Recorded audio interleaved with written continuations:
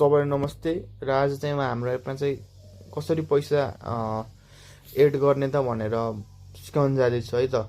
पहिला चाहिँ हामीले एप ओपन गरेर माथि वालेटको सिम्बल छ त्यहाँ चाहिँ क्लिक गर्नुपर्छ र त्यहाँ भनेको एड मोरको अप्सनमा क्लिक गर्नुपर्छ र एड मोरको अप्सनमा क्लिक गरिसकेपछि त्यहाँ माथि नम्बर दिएको सेवाको नम्बर चाहिँ कपी गर्नुपर्छ।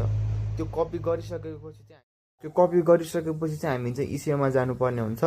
अनि इसेवामा गइसकेपछि सेन्ड मनीमा क्लिक गर्नुपर्ने हुन्छ। सेन्ड मनीमा गएपछि चाहिँ त्यहाँ इसेवा आइडी भनेर हुन्छ, मोबाइल नम्बर दिएको हुन्छ र त्यसमा चाहिँ क्लिक गर्नुपर्ने हुन्छ है।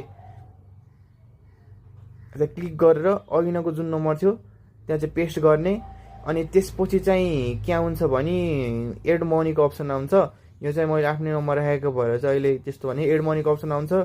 भन्नाले चाहिँ पैसा कति राख्ने के तपाईँले भन, मिनिमम चाहिँ 15 छ। अनि हामीले कहिले घटाउन सक्छौँ, कहिले के गर्न सक्छौँ। अनि 15 भन्दा कम राख्नुभयो भने चाहिँ त्यो आउँदैन। अनि रिमार्क्समा चाहिँ इमेल राखिदिनु है।हरूले जुन खेल नेपालमा लगइन गर्नुभएको नि जुन इमेलबाट, त्यो इमेल चाहिँ रिमार्क्समा राखिदिनु। अनि तपाईँको पैसा चाहिँ 5-6 मिनटमा एपमा